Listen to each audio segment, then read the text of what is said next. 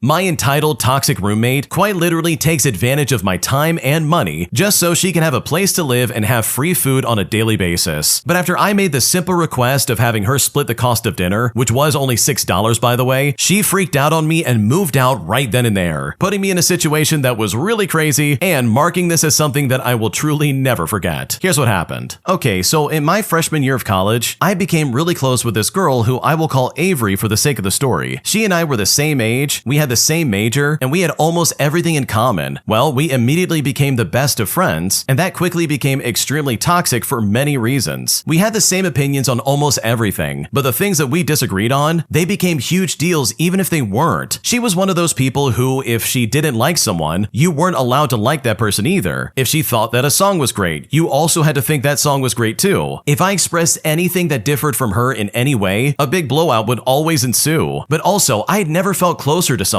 Literally, I never met someone who was so like me in so many ways, aside from what seemed to me to be like jealousy or something like that. Like that might be what's going on, but honestly, I don't really know. Anyways, about 3/4 of the way through my freshman year, she has this big blowout with me because she finds out I like a certain show on Netflix. She thinks that show is awful because it has no characters who are people of color, but I tell her no, it actually does have quite a few characters that fit that description. But once I said that, apparently that was the last straw for her because she literally cut me off for this comment, and after that, we didn't talk for nearly 7 months. Fast forward to November of the following year, and I randomly get a long direct message from Avery saying how sorry she is and how much she misses me, how she wishes that we can make it right. And you know what? I'm immediately accepting because honestly, I'm a forgiving person, probably to a fault. And yeah, I think it's a trauma response. We then meet up a week later, we get matching tattoos, and instantly we're hanging out every day, all day like nothing ever happened. In fact, she's even more close and supportive and less argumentative than before, and everything's great. But suddenly her car breaks down. She also just got fired from her job the week before, and she lives in the middle of nowhere with her awful grandmother. And for reference, I live 2 hours away in the city. I then tell her, okay, come live with me until you can get back on your feet. I mean, I know what it's like to have nothing going on for you in a small town with no way of getting out. So she moves in with me with no job, no savings, and no car. Now at this point, she's been in my place for a week, job hunting online, when all of a sudden she has a medical emergency. Usually I wouldn't downplay something like that, but she really never had any paperwork or evidence of what she claimed to be dealing with, and it really seemed like her symptoms would come and go whenever it was most convenient for her, which means that she isn't going to be able to work for at least a few weeks. So I'm paying for everything. I never asked her for rent money because it was never meant to be a permanent thing, and I'm just buying her food, taking her to appointments, paying her phone bill, etc. And I do this for 2 months. But you know what? Finally, I said enough is enough. I then got her an interview at my retail job and she got hired. Then she missed the first week and a half of work for another medical emergency, and I had to cover all of her shifts. And at this point, I was getting really annoyed. After a couple of months of working there, she's literally calling out at least once a week and making me look terrible because I recommended her. Well, she gets off a few hours before me one night, and I just ask her if she can please pick stuff up for dinner, to which she goes ahead and does just that. Well, when I get home, she immediately hits me with, "You need to send me $12 for groceries." I then look at the receipt sitting inside the bag, and the total for the grocery haul was like $12 and some change. Mind you, this is not a lot of money. I could easily send it, but I've also been paying for everything for this girl for almost 5 months at this point. And even though she's had a job for months, I'm still paying her way for everything. I even paid the full adoption fee for the cat that we adopted together. And please remember this part because trust me, it's gonna be important later on. I've also given her a place to live, a job, food. I've gotten her a cat. I've become her friend. I've given her morning coffees that I couldn't even afford. And now after all that, she's gonna ask me to cover the entire $12 dinner? Like girl, I was just completely over it. I told her I would send her $6 because that was half, and that she was also eating the food too. But when I said that, she began to moan and groan about how she was awful and absolutely ridiculous for expecting to get reimbursed, how she would never ask for anything ever again, and she's just the worst friend ever. And of course, she said this all in a sarcastic, feel bad for me tone of voice. But you know what? I stood there and I said, no, I don't think you understand. You are a leech. Well, when I said that, she immediately got up and tried to fight me. Luckily, I shoved her off and I got up to my room and I locked the door. I then listened as she packed all of her stuff and left, and she called a friend to come and get her because again, she had no car. When I went downstairs after she had left, I discovered that the cat that I had paid to adopt was gone. She literally stole my cat. I don't care that she's the one that found the cat. I paid for her and she's my baby. I've still never seen my poor kitty to this day, and it's been almost 5 years later. Well, it turns out that she ended up up going to live with a friend who came to pick her up, who also lived with her boyfriend of nearly 3 years at the time. But within a month, that friend was homeless and Avery was still living in that apartment, dating the friend's boyfriend. They ended up getting engaged and moving to Florida before breaking it off from what I hear, and honestly, it's one of those situations where I can confidently say good riddance, because this lady was nothing but trouble. Holy crap, this is one of those people that will use you until there is nothing left and then lose their mind the second you try to reciprocate that, even if it is just $6. Like, holy crap, this is not okay. I think this is like a solid lesson in not people pleasing and choosing to put your foot down and be like, no, you are not going to treat me like that. You're not moving in with me. And yes, you absolutely are going to start paying rent and pay for your own stuff. Because if you don't and you meet the wrong person, this can happen. Like, that is crazy in my opinion, and I can't imagine going through that. So to the original poster, I am so glad you got away from Avery. She sounds like a nightmare human being, and honestly, I would hate to be in that situation because she was happy to squeeze you of every penny she could possibly get, and that is absolutely unacceptable and uncalled for. If you like Am I the Jerk, you're probably going to love Am I the Genius. Check it out, link down below in the description. Also, go to amithejerk.com/submit if you would like to submit your own stories. My entitled coworkers are honestly the worst people to work with, as I constantly have to prove when they mess up just to get anything done. And after working as a server at this restaurant for so long, I feel like I'm at my breaking point because right now I just don't know what to do. Here's what's going on. Okay, so this weekend a big event took place, and this is also when our busiest weekend of the year also takes place. Usually aside from a few hiccups it goes well. However, I got a new coworker. He is cool and he's got some experience until the crap hits the fan. I have been working at this place for longer than any of the staff present yesterday, including the manager themselves. So while I'm not mistake-proof, and I do not claim to be, I know my stuff, I know the menu, and I know our processes. My coworker, let's call him Rush for the sake of the story, likes to teach me how to do my job. Sometimes it's a good pointer, and sometimes he is plain wrong. But regardless, it's annoying in either case. We got 2 new kitchen helpers for this busy weekend, and both of them speak neither German nor English. And you know what? I have empathy for that. They constantly gave out the wrong order numbers, which tanked our tips and our efficiency. I mean, it does happen. But then Rush tells me that it's our responsibility to remember each single order and to be able to sort out the order numbers by myself. For reference, we don't really have sections, so if a dish was ordered 4 times, it's kind of on the kitchen to contribute to make sure that each plate ends up at the right table. So this is what Rush is chiding me about for not remembering, and at this point I get pissed off. What really took the cake though is me having to prove to our new kitchen team whenever they made a mistake, especially when they are slammed. Back then, I would just go to the kitchen and say something like, hey, this certain dish is missing, can you whip that up for me please? Because guess what? I don't care if you or anyone else made a mistake. I just want my customers to get my food. But now I need to find the order that's missing, even if the kitchen lost it. Is the chef convinced that he made it? Well, I need to bill it again, even if it's right there. In fact, I got yelled at by Rush and the entire kitchen staff when I simply asked for a noodle dish to be made because it had been forgotten. That is, until my manager saw me on the verge of losing my cool and just softly went, did you order this wrong? And when I heard this, I exploded. No, I did not. I don't want discussions. I'm not stupid and I know what I'm doing. So please just make the dish. And of course, that's right about when the kitchen found the missing order, because the order itself fell off the printer. Well, that is until Rush saw this order, because he did not believe that the kitchen could have lost it. Everyone then went silent in that moment, and my coworker was trying to cozy up to me the rest of the shift, while I was fuming and just completely embarrassed. In the end, I received the dish with a wrong extra. And once more, as he constantly does, Rush told me to go slow, calm down, everything was alright. But it's like, no, half the tables were missing meals. The tips were really sucking. The kitchen messed up non-stop, and so I straight up told him, no, today we did poorly, and that I'm tired of constant discussions about this, because this really is starting to wear on my patience and I just don't know what to do.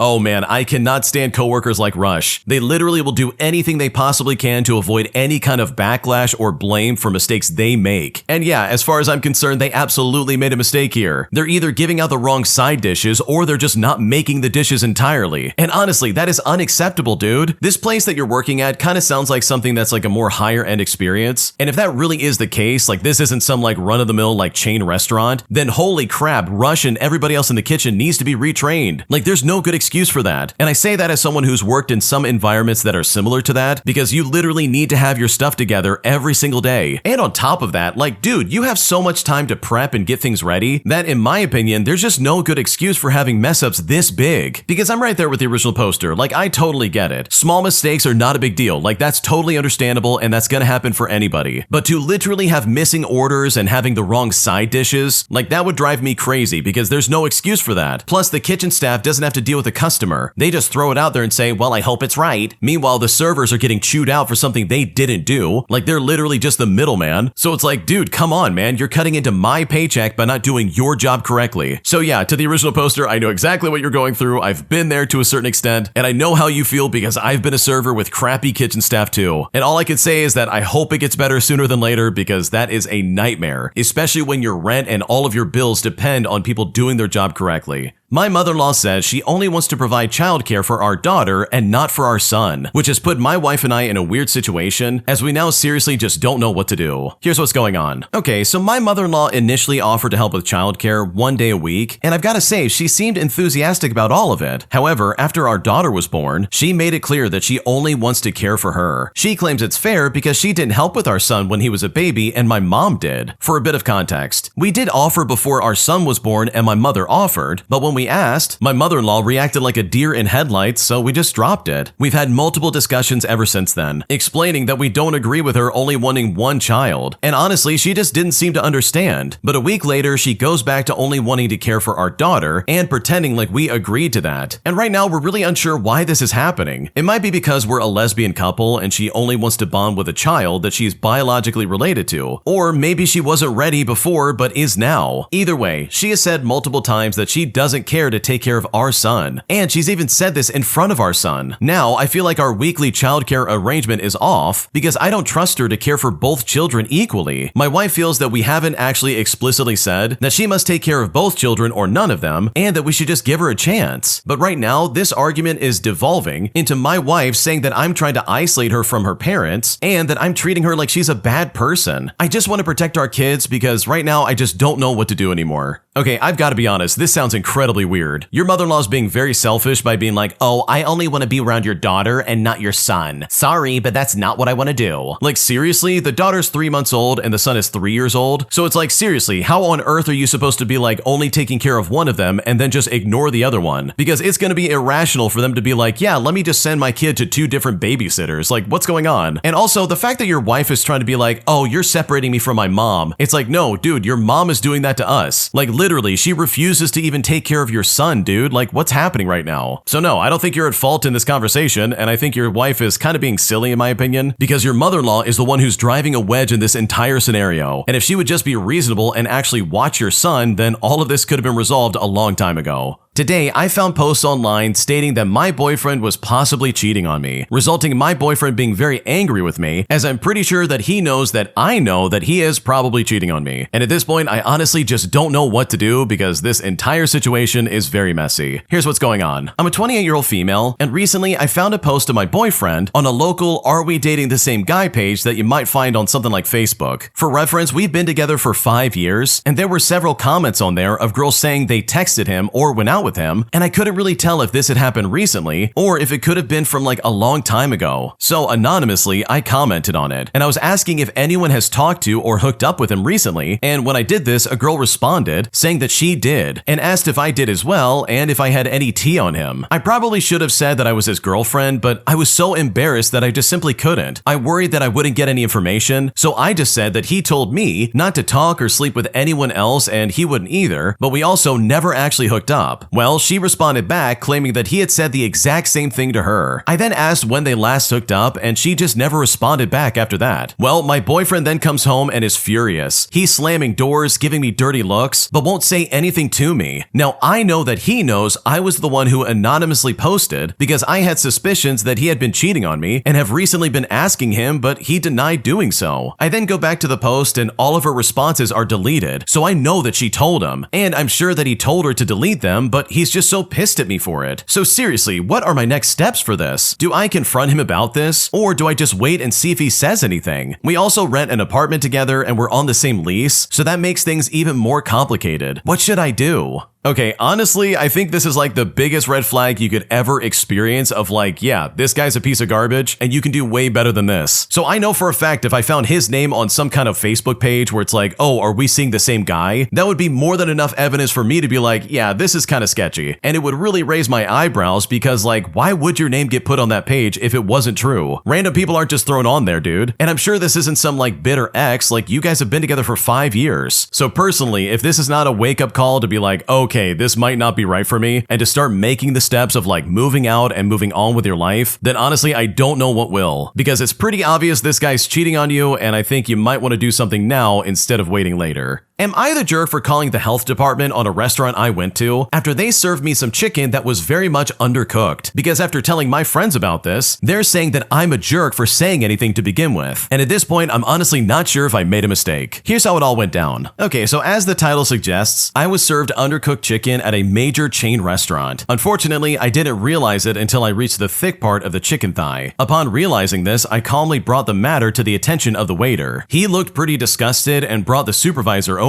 Now, the supervisor was very young, and when I showed this to them, they said that they would ask the chef, as the supervisor didn't know what cooked chicken looked like. The supervisor didn't really come back with an answer from the cook, and they actually said that they could make me another one, but at this point, I had lost my appetite. I didn't end up paying for the undercooked chicken, but I did pay for the rest of the meal. Now, I've got to be honest, I was really put off by the response of the supervisor. Like seriously, not knowing what undercooked chicken looked like, no acknowledgement from the cook indicating how this was a one-time mistake, it got me thinking that this might be a consistent issue. Now, in my local area, Google said that I should contact the health department to file a complaint, so that's exactly what I did. The next day, I got a call from the health inspector to follow up. He went to the restaurant and got the cook that day to make another chicken meal, and the chef undercooked it right in front of the health inspector. And it was just like how I experienced it. The thin part was cooked, but the thick part of the chicken was undercooked. They reviewed the restaurant's procedures for cooking the meal and determined it wasn't being deep fried for long enough. And as a result, they changed the procedure to make sure it didn't happen again. Now, I was happy with the results of the health inspector meeting. This was obviously a continuing problem, but it had been fixed. And then after talking to the general manager, they indicated that this was a good learning experience for the supervisor and the chef. And you know what? I agreed. And in my eyes, the issue is completely taken care of. Well, after telling this story to some of my friends, they said that I was being a jerk for calling the health department in the first place. So seriously, I really need to know here. Am I the jerk for saying anything to begin with? Because right now, I'm honestly not sure if I made a mistake. Bro, you are not the jerk here. That is undercooked chicken. I don't know if you know this, but if you undercook chicken and then serve it, there's absolutely a chance you could get someone very sick. We're talking like food poisoning and possibly even worse, like going to the hospital kind of sick. That is not something you want to mess around with, dude. Like that could really hurt somebody. And as far as I know, like chicken is one of those things that you absolutely need to make sure is cooked all the way through. And like you want to make sure it's at the right temperature. It's not like eating a steak or a burger where it's like, okay, it's a little bit rare and that's okay. Like this is a totally different situation that you just don't want to mess with. So no, I would call the health inspector too. Like their response was super weird. They were standoffish. They never gave you a response back. Like it kind of seems like it's one of those scenarios where nobody knew what they were doing and nobody had any idea how they should take accountability for what's going on. So no, your friends are idiots. Ignore them entirely. You are not the jerk for calling the health inspector, because if this happened to you, then you can bet this absolutely happened to other people. And that in and of itself is incredibly unsafe and something that absolutely needs to be reported. Everybody in my life, including strangers, are warning me about my new boyfriend that I've been dating for about a month now. And it's now gotten to the point where my entire family is saying that I need to break up with this guy because they are convinced that he would be really bad for me and that I could do so much better with my life. Here's what's going on. Okay, so my boyfriend and I have officially been together for almost a month now, and we both really like each other. Everything is going well between us, and he treats me really well and is serious about me. We get along perfectly, and I personally haven't seen any red flag coming from him. I met his family a week ago, and they instantly liked me. It turns out we're distantly related, but he's lived abroad his entire life until recently, so I knew nothing about him, and meeting him was by pure chance and unrelated to family connections. He's the nephew of my uncle, namely my aunt's husband, and a coworker of another aunt. We've recently shared the news with my family too, but both my aunts keep warning me not to date him, saying he has a bad reputation and has a history of lying and womanizing, and they've even begged my mother to do something about this situation because nothing good good could ever come out of it. Meanwhile, he thinks he has a good relationship with my aunts and thinks my aunts like him as a person. My mom has asked around about him as well, but nobody has anything good to say about him. And now my family hates him, and they actually want me to break up with him, as the general consensus among people that I know and strangers is that basically he has a bad reputation and he doesn't deserve me. I've tried to have a conversation with him about this, but he denies literally everything. What should I do?